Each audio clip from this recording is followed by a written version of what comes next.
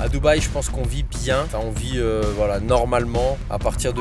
Parle-nous d'une passion que tu n'aurais jamais évoquée en vidéo. Très bonne question. Si vous êtes malheureux dans votre vie, même en gagnant mon salaire actuel, vous serez toujours malheureux, quoi. En théorie, quand on est père de famille et qu'on est entrepreneur, qu'on a un boulot, on a autre chose à foutre que de jouer à GTA 6. C'est mon point de vue. Waouh, question deep là. S'il te restait un jour à vivre, que ferais-tu?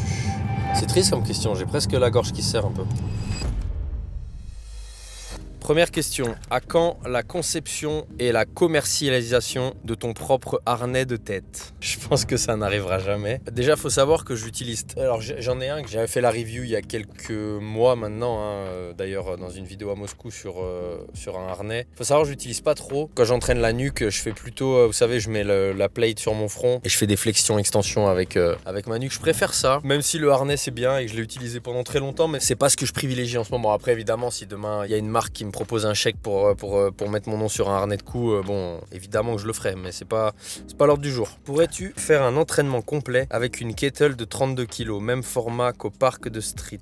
Alors oui, c'est quelque chose que je pourrais faire. Faut savoir qu'à une époque, ça remonte à l'époque Facebook, pour les plus anciens d'entre vous qui me suivent, il y a une époque, c'était avant que j'ouvre Primal finalement, où je mettais les kettles dans mon coffre, et je les emmenais au parc, le premier parc de workout que j'ai utilisé à Dijon, et je faisais du coup des séances avec des kettles. J'avais une paire de 32, une paire de 24, une paire de 16, etc. quoi. Et effectivement, c'est ce que je faisais à l'époque. Donc après, à voir. Je te garantis pas que c'est le top priorité de mes vidéos, mais pourquoi pas, à l'occasion, je pourrais faire une vidéo. Après, je dirais juste pour clôturer là-dessus qu'une kettle de 32, c'est très excluant, je dirais, tu vois, parce que pour les mouvements de squat, des goblet squats, des swings, des deadlifts, ça va. Par contre, pour beaucoup de gens d'entre vous là qui regardent la vidéo, je pense que 32 pour les mouvements de répulsion, les mouvements de presse, à mon avis, c'est un peu trop lourd. Tout le monde déjà n'est pas capable de faire des one arm press avec une kettle de 32 kg par exemple, vous voyez. Si on veut faire une vidéo qui prône la polyvalence, mono-outil, mono-accessoire, je prendrais une 16 ou une 24, je prendrais pas une 32. Parce qu'encore une fois, l'idée c'est de pouvoir montrer au plus grand nombre ce qui est possible de faire. Que penses-tu du rack pull comme exercice pour épaissir le dos? Génial. Alors le rack pull, pour ceux qui savent pas, c'est un dérivé du deadlift, où finalement c'est un deadlift, donc c'est un soulevé de terre où on va partir du rack, c'est-à-dire qu'on va mettre la barre sur les safety bars, ou alors vous savez, il y a des racks où les safety bars sont souples en espèce de gros nylon, on part à partir de là. Ou alors on peut le faire aussi à partir de blocs d'haltéro par exemple. L'intérêt étant de raccourcir le mouvement, donc de partir soit mi-tibia, soit au niveau des genoux, soit au-dessus des genoux. Ça a plusieurs intérêts. Ça a l'intérêt de travailler des angulations qu'on pourrait identifier comme étant l'angulation où on est un peu faible, où on est un peu déficitaire, ou l'angulation qui, je dirais, nous fait souvent rater notre lift. Après, c'est un excellent mouvement et la stratégie peut ne pas être idiote. Effectivement, le deadlift, moi je suis pas du tout team on dramatise le deadlift, on diabolise le deadlift, mais effectivement, quand on charge, quand on commence à arriver à son 80% et plus, le départ du sol est souvent le moment le plus, je dirais, risqué, où éventuellement on peut risquer de se bloquer le dos, etc. Ceci étant dit, quand on fait du rack pull, l'intérêt, si on réduit l'amplitude, si on va dans la logique des choses, l'intérêt va être de charger un peu plus finalement, parce que quand on fait les 2/3 du mouvement ou 1/3 du mouvement, on est plus fort finalement. Donc qui dit plus fort dit normalement aller charger plus. Ce qui veut dire que par exemple si j'ai un max en deadlift à 150, si je fais du rack pull départ genou, je vais en théorie avoir un max plus élevé. Vous voyez ce que je veux dire? Moi je te dirais plutôt que ce qu'il y a de mieux c'est le rowing buste penché, que j'ai fait d'ailleurs dans la vidéo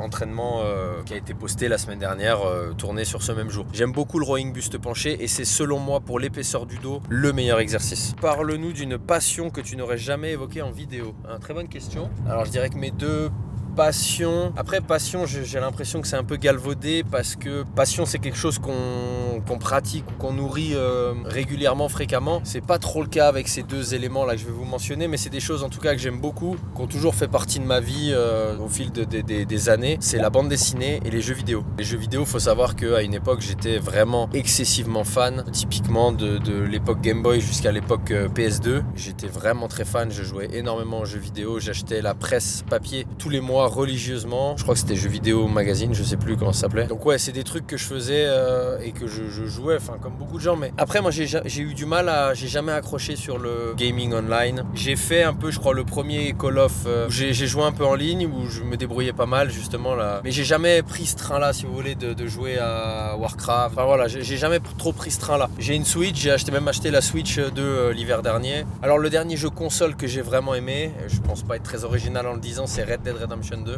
qui est à mon sens le meilleur jeu auquel j'ai pu jouer. C'est vraiment le meilleur jeu vidéo de tous les temps, je pense, pour moi. Donc là, on est à 2 mois que GTA 6 sorte et j'exclus pas le fait d'acheter une PS5 pour jouer à GTA 6, en sachant que j'ai pas encore pris ma décision, je dirais. Vous allez dire, il n'y a pas de quoi en faire tout un pataquès, mais si, parce que en fait, quand je pense qu'on commence à jouer à ces jeux-là, ça prend tellement de temps que en fait après on tombe dans un piège où c'est au détriment de trop de choses. En fait, vous le savez, je suis papa, j'ai un petit garçon qui a 5 ans, et en théorie, quand on est père de famille et qu'on est entrepreneur, qu'on a un boulot, on a autre chose à foutre que de jouer à GTA 6. D'autant plus que une passion que vous connaissez, pour le coup c'est pas une passion que je n'ai jamais mentionnée, c'est le piano. Et clairement je me plains déjà, alors souvent à tort, hein, je me plains que j'ai pas le temps de jouer assez au piano, et je vous avoue que si je me mets dans GTA 6, le temps libre que j'ai en théorie, je vais pas le passer à jouer au piano, donc c'est dommage. Et sinon sur la Switch, les 2 derniers jeux auxquels j'ai joué, c'est Mario Kart et le Donkey Kong aussi. Voilà. Ah oui, et la bande dessinée, j'ai oublié de vous mentionner la bande dessinée. Donc la bande dessinée, grâce à mon père en fait, qui lui-même lisait des bandes dessinées. Quand j'ai commencé à être en âge de lire des bandes dessinées, je sais pas, entre 10 ans et plus, bah, j'ai lu tous ces Astérix, j'ai lu tous ces Lucky Luke, j'ai lu... moi c'est vraiment Tintin qui m'a vraiment... au-delà de... On va dire que si on considère que Lucky Luke, Astérix et Tintin sont les plus iconiques, moi c'est vraiment Tintin qui m'a beaucoup marqué, de par les histoires, de par les personnages. Vraiment Tintin m'a laissé une grosse empreinte. J'ai d'ailleurs lu la biographie d'Hergé, et j'aurais même un peu une tendance, vous savez, j'ai eu un peu cette tendance à collectionner, enfin j'en ai que 2 des figurines, mais les figurines Tintin, vous savez, en céramique, je sais pas trop ce que c'est, voilà. J'aime vraiment cet univers-là. Et après, dans les séries récentes, là je dirais de ces 10 dernières années, celle qui m'a le plus marqué, c'est 2 Cap et 2 Crocs. C'est un loup et un renard. C'est très chiadé en termes de narration, déjà en termes de dessin aussi. J'aime beaucoup le champ lexical, et vraiment l'univers m'a conquis, quoi. 2 Cap et 2 Crocs, je vous le recommande chaudement. Des conseils pour sortir d'une addiction aux vidéos. C'est un peu le mal des 5 dernières années, je dirais, parce que c'est vraiment là, j'ai l'impression que la consommation YouTube a pris un essor important. Je sais pas, parce que en fait, moi le premier, si tu veux, dans ma vie que vous connaissez de beaucoup de temps à l'hôtel tout seul, bah, je consomme énormément de vidéos. D'ailleurs, et j'en suis pas fier, c'est que j'emmène toujours 2 ou 3 livres sur des séjours de 15 jours parfois, et ça peut arriver sur un séjour de 15 jours, j'ouvre pas un livre en fait, si vous voulez. Et je trouve ça vraiment dramatique, encore une fois je le confesse, parce que parfois je peux vous donner l'image, en tout cas vous pouvez vous dire, en aucun cas ce que je dis ou ce que je fais n'est là pour trahir une réalité qui n'est pas la mienne, mais vous devez vous dire, ouais, Vince, il se lève tôt, il fait du sport, il fait du piano, il parle de lecture, il écrit des poèmes, des machins. Mais j'ai aussi des séjours où je suis comme un idiot devant mon YouTube et je consomme des vidéos à n'en plus finir. Et en fait, je sais pas s'il y a vraiment un remède. Je pense que c'est le même remède que celui pour tenir une diète ou pour tenir le sport. C'est juste de faire preuve de volonté et de s'imposer un maximum, quoi. C'est-à-dire de se dire, bah voilà, je regarde des vidéos que pendant 1 heure sur tel ou tel temps de ma journée, ou alors je m'impose un temps d'écran, quoi, comme on peut le faire. En plus, on peut le monitorer, ça, maintenant, les temps d'écran sur le smartphone. Et après, c'est de te trouver peut-être d'autres passions moins nocives, je dirais, voyez, tu vois, comme la lecture, notamment. La lecture, c'est clairement je dirais que tout le monde, hein, un peu, le niveau de lecture de tout le monde, qui pour certains était conséquent, pour d'autres était dérisoire, mais je pense qu'il en a pris un coup pour tout le monde à cause des vidéos et à cause des réseaux sociaux, quoi. C'est une banalité de le dire, mais ça reste une vérité, quoi. Alors, à quand un retour en France? Un retour immédiat, là, dans les prochains jours, parce que là, dans 2 jours, je quitte Moscou. Et après, sinon, un retour à la vie française, je sais pas encore, je sais pas. On verra ce que l'avenir nous prédit. Box ou JJB? Box pour moi, box. À partir de combien par mois t'estimes vivre aisément? Alors ça, c'est une très bonne question. Je sais qu'en France, je crois les chiffres disent qu'à partir de 3000 et quelques euros net par mois, on est considéré comme riche. Ce qui me semble ubuesque, hein, je vous avoue. Alors, j'en avais parlé dans un podcast à Dubaï. Je vais parler de ma réalité du moment. À Dubaï, je pense qu'on vit bien. Enfin, on vit normalement à partir de 4000 euros par mois quand on est tout seul, sans enfant, célibataire. Pour moi, 4-5 000 euros, on vit correctement à Dubaï tout seul. Quand on est à Dubaï en couple, à Dubaï en couple, à mon sens, si on veut se faire un peu plaisir et tout, il faut 6-7 000 euros. Et après, dès qu'on a un enfant comme moi, il faut à coup sûr gagner plus de 10 000 euros par mois. Mais 10 plus, quoi. Je dirais qu'à qu'à 15 000 € à Dubaï avec un conjoint, une conjointe et un enfant, on vit bien. Mais on vit bien, on vit pas comme ce que vous imaginez des influenceurs, de ce que vous voyez sur les réseaux sociaux. On vit bien, c'est-à-dire qu'on se fait plaisir, on mange au resto, on paye un loyer qui est proche des loyers des grandes, enfin qui est dans les loyers des grosses villes, donc Paris, Londres, etc. Pour vous donner un ordre d'idée, moi mon loyer à Dubaï, il est à plus de 3 000 € quoi, si vous voulez. Et c'est un 2 chambres qui est pas dans un endroit fancy ou quoi que ce soit quoi, mais voilà, c'est la réalité des prix de Dubaï quoi. Et après en France, je pense qu'en couple, alors pas à Paris, pas à Bordeaux, pas dans ces villes-là, je pense, mais à partir de 5 000 €, 6 000 €, je pense qu'on est bien. Avec un enfant, je dirais, ouais, 6 000 €, je pense, avec un enfant en couple, c'est correct. C'est-à-dire que c'est correct. Il n'y a pas de waouh, il n'y a pas de folie, mais voilà, on peut se faire un peu plaisir, on peut faire des loisirs avec son enfant. Après, tout dépend de votre exigence de vie, tout dépend de est-ce que vous consommez beaucoup de choses qui a trait au luxe, est-ce que combien de fois par semaine vous mangez dehors, comment vous faites vos courses, etc. quoi. Moi, je sais que moi, à titre perso, si j'étais célibataire, j'aurais pas besoin de beaucoup d'argent. Parce que moi, tout ce qui me comble, on va dire, vous le savez, c'est d'aller à la salle, c'est de pouvoir me payer 2 cours de piano par semaine. Si j'étais célibataire, hein. Après, voilà, là, je suis papa, je suis en couple, j'aspire aussi à pouvoir offrir ce qu'il y a de mieux à ma famille. Et j'ai jamais été dans une position où j'ai dû compter réellement. J'ai été dans des positions où je gagnais peu ma vie, quand j'ai lancé la salle, etc., où j'avais beaucoup de dettes, etc. Mais j'ai jamais spécialement compté, quitte à des fois me mettre dans le rouge financièrement, mais j'ai jamais trop compté. Et en fait, je pense que la vraie richesse, c'est ça, je dirais. C'est de finir le mois, c'est de passer le 20 du mois sans être obligé de manger des coquillettes pendant 10 jours, quoi. Vous voyez, c'est de pouvoir se faire un resto quand on a envie, c'est de pouvoir se faire un ciné quand on a envie. Voilà. À partir du moment où on peut se faire ça, qu'on peut s'offrir un loisir, etc. Oui, on peut aspirer à mieux, oui.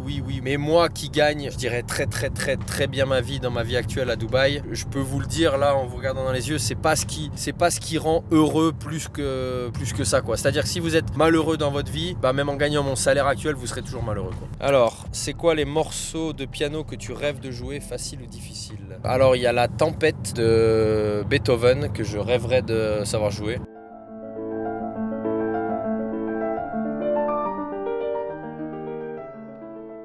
Qui d'après ma prof à Moscou est un morceau qui était plutôt à ma portée. Mon problème moi en piano, c'est mon manque de pratique, c'est mon irrégularité je dirais, et j'en fais confession ici, encore une fois sans grande fierté, juste parce que mon rythme de vie d'aujourd'hui fait que je peux être pendant 2 semaines chez moi, donc je peux jouer 15-20 minutes tous les jours. Ensuite je vais voyager, je vais être dans un endroit où j'ai pas accès à un piano, ou parfois je vais venir à Moscou, et vous le savez j'ai ma prof où je prends des cours dans l'école de musique où je vais, mais parfois ma prof est pas là pendant 10 jours, elle est en vacances, donc j'ai pas de cours, etc. Et en fait, clairement, là où j'ai été le plus productif d'un point de vue apprentissage du piano, c'est quand je vivais à Dijon avec ma prof d'avant, Audrey. Parce que malgré le fait que j'avais des journées interminables et que j'avais 8, 10, 12 heures de coaching par jour, en fait, je m'étais payé le luxe de mettre un piano dans ma salle. Et en fait, entre les coachings, je pratiquais. Ça peut paraître rien, mais c'est beaucoup en fait. C'est-à-dire que 2-3 fois par jour, de se mettre 10 minutes devant le piano, c'est énorme finalement sur un volume de jeu hebdomadaire. Et en plus, elle venait me donner mes cours dans ma salle. Et c'est un secret pour personne, mais la musique, les résultats en musique, c'est étroitement lié au volume, à l'assiduité que vous allez y dédier quoi. Et sinon en morceaux, je dirais qui seront probablement irréalisables pour moi, c'est les variations Goldberg de Bach. Donc c'est une œuvre, c'est pas un morceau, c'est une œuvre. Il y a le aria, le premier des variations Goldberg, donc qui est le premier morceau que je vous invite à aller voir. Et, Léo, peut-être tu pourras nous mettre un extrait de Glenn Gould qui le joue en live, pas en live, en studio pardon.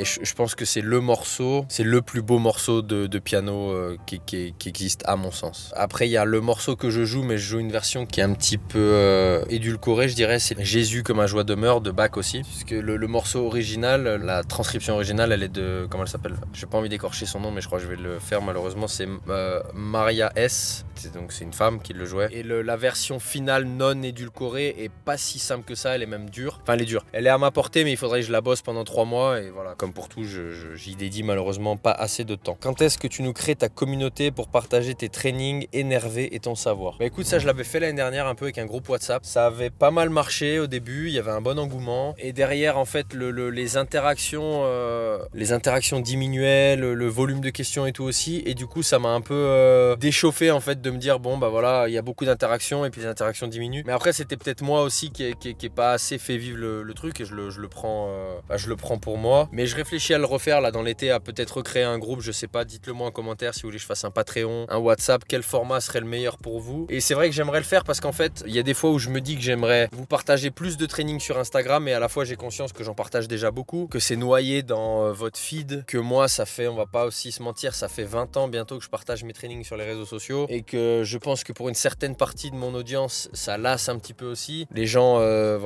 savent que je sais squatter, savent que je sais faire ci et ça. Et des fois je me dis que ça serait mieux et que je pourrais aller plus en profondeur avec une communauté privée, où du coup je pourrais vraiment partager l'intégralité des séances et surtout la cogite des séances. Vous voyez ce que je veux dire? Et ça, c'est vrai que ça serait peut-être intéressant. Ta vision du training semble être proche de celle du CrossFit. Est-ce que tu feras une compète un jour? Non, je pense pas. Je pense pas. J'en ai déjà souvent parlé. Il faut savoir que quand j'ai eu ma salle Primal Performance, enfin à l'époque où j'ai ouvert ma salle Primal Performance, j'étais sponsorisé par Reebok. En fait, Reebok, l'entité Reebok France, m'avait proposé à l'époque de me payer mon level 1 et mon affiliation pour devenir une box, et j'avais refusé. Et c'est vrai que dans toute cette période, je dirais de 2014 à 2018-2019, c'était vraiment le boom, l'âge d'or du CrossFit. Au même titre que l'Aerox aujourd'hui, si vous voulez, pour ceux qui me connaissent, en fait, vous savez que j'ai une espèce de...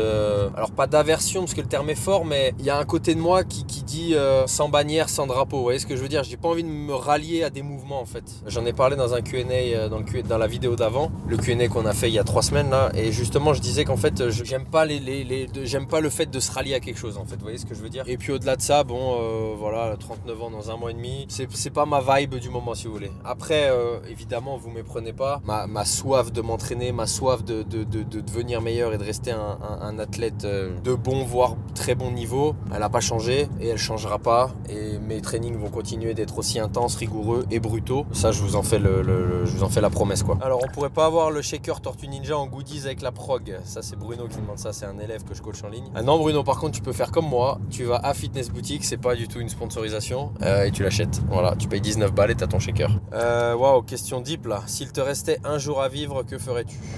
Bah, je le passerai avec ma famille, hein. J'ai envie de te dire que si tu as une autre réponse que ça à cette question, c'est qu'il y a un souci, je pense. Je le passerai avec idéalement mes parents, mon fils et ma femme. Mais prioritairement avec mon fils, forcément. J'essaierai de lui donner le plus d'amour possible, lui dire à quel point je l'aime, lui dire que je suis fier d'être son père, et lui dire de faire son mieux dans la vie, et de garder les valeurs que j'ai essayé et qu'on a essayé, ma femme et moi, de lui transmettre. Et puis c'est tout, je le serrerai dans mes bras aussi fort que je peux. C'est triste comme question, j'ai presque la gorge qui se serre un peu. Arrives-tu à avoir une vie sociale et des amis avec ton travail actuel? Alors oui et non. Si tu demandes à ma femme, elle va te dire non. Elle va te dire qu'on n'a pas eu de vie sociale depuis qu'on est à Dubaï. Je dirais que ça s'est un peu amélioré ces derniers mois. On est devenu proche d'un couple d'amis sud-américains d'ailleurs, Chris et Yvette, avec leur fils Naïm. Je leur passe le bonjour. Après, moi, il faut savoir que je suis un peu team pas besoin de nouveaux amis, si vous voulez. C'est-à-dire dans le sens où j'ai mon noyau d'amis proches. D'ailleurs, un d'eux habite à Abu Dhabi, il s'appelle Abderrahim. Il se reconnaîtra s'il regarde la vidéo. Et mes autres amis sont à Dijon. J'ai jamais eu trop, moi, le besoin d'avoir des amis comme ça à chaque fois qu'on déménage, si vous voulez. Parce que comme tu le dis, en fait, j'ai un rythme de vie qui fait que c'est assez intense et que je m'absente souvent de chez moi. Et en fait, ce que j'ai envie du coup,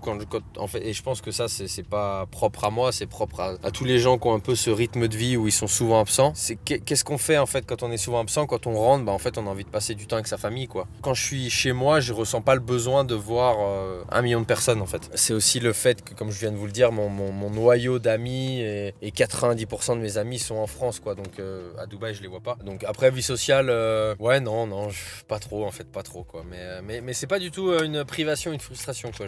Moi, je pense même que c'est important d'être bien tout seul. Et alors, Dieu merci, c'est mon cas parce que je passe beaucoup de temps tout seul. Et je pense que c'est important d'apprécier sa propre compagnie. Au-delà, évidemment, d'être bien dans son cercle et dans son noyau familial, mais c'est vraiment important juste d'être bien tout seul, quoi. Et moi, j'ai appris, alors encore une fois, parce que j'ai pas eu le choix et parce que je peux pas faire autrement, mais je peux passer, là par exemple, je vous parle, ça fait 30 jours que je suis parti de chez moi, donc ça fait 30 jours que je vis tout seul dans une chambre d'hôtel. Je sais pas si vous vous rendez compte. Et alors évidemment, c'est long à crever, évidemment, j'en ai marre, j'ai envie de rentrer, j'ai envie de voir mon fils, il me manque énormément, mais j'arrive à être bien tout seul avec mes pensées. Et ça, je pense que c'est vraiment un conseil que je peux vous donner, un conseil de vie dans la quête d'être heureux, dans la quête du bonheur, qui à mon sens alors veut tout et rien dire et est un peu vaine, parce que finalement le bonheur c'est un peu une quête à laquelle on s'accroche toute sa vie. Mais en tout cas, moi j'arrive à être heureux, je suis bien dans mes pompes, quoi, voilà, si vous voulez. Ta journée type hors transit en avion. Alors ma journée type, quand je vais vous donner mes 2 journées types finalement.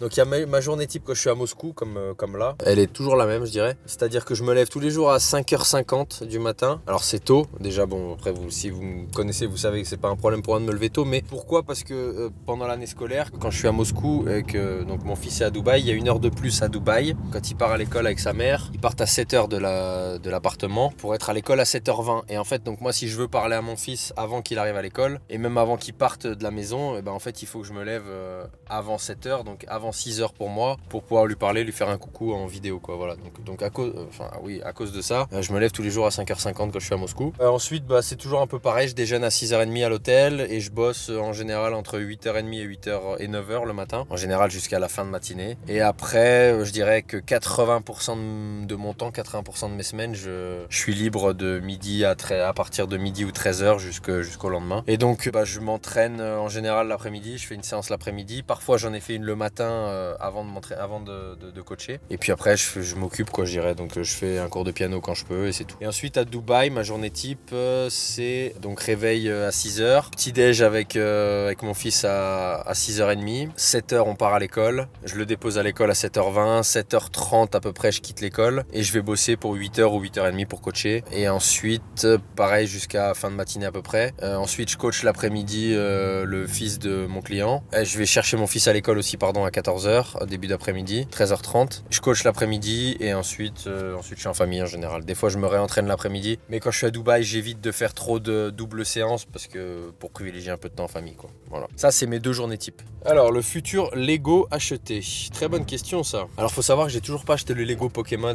Vous savez, le gros avec le... Purée, j'ai les noms des Pokémon en anglais, mais enfin, vous voyez de quoi je parle, quoi, avec les 3 Pokémon de départ, feu, eau et plante. Le gros set, là, à 700€. Je l'avais réservé et je sais pas pourquoi, au dernier moment, Lego a annulé ma commande parce que je pense que je devais être dans le dernier pool des précommandes et je pense que ma précommande n'était plus dispo au moment où je l'ai fait. Et du coup, après, je l'ai pas racheté parce que j'ai vu le prix en magasin, j'ai vu 700 balles. Je me suis dit, putain, la flemme quand même, ça pique 700€. Donc, je l'ai pas acheté, mais je l'envisage toujours. Et sinon, j'ai vu à la rentrée, je l'avais partagé sur mes réseaux sociaux, qu'il y a les premiers Lego Dragon Ball Z qui vont sortir avec Shenron, là, le dragon. Celui-là, c'est sûr, je l'achète. Celui-là, même s'il vaut 700 balles, celui-là, je vais l'acheter, c'est sûr. Ça, c'est sûr et certain, même s'il vaut 1000 balles, je l'achète. Je crois qu'on a fait le tour, les amis. Donc, écoutez, les gars, merci d'avoir regardé cette vidéo. Je vous invite, si vous n'avez pas vu la vidéo qui est sortie la semaine dernière, qui est la vidéo vraiment de toute la journée qu'on est en train de tourner là aujourd'hui, où là on est on va au restaurant traditionnel, le meilleur resto traditionnel de Moscou, sur la cuisine russe. Donc tout ça, c'est ainsi qu'un training haut du corps, push-pull de 50 minutes le plus efficace possible et une visite touristique du centre de Moscou, le métro, etc. Tout ça, c'est dans la vidéo qui est sortie la semaine dernière. Je vous invite à aller la voir. En tout cas, merci pour votre visionnage. J'espère que vous avez apprécié la vidéo, que j'ai répondu à vos questions. Si vous avez d'autres questions, d'autres réponses ou des commentaires relatifs à ce que je viens de vous dire,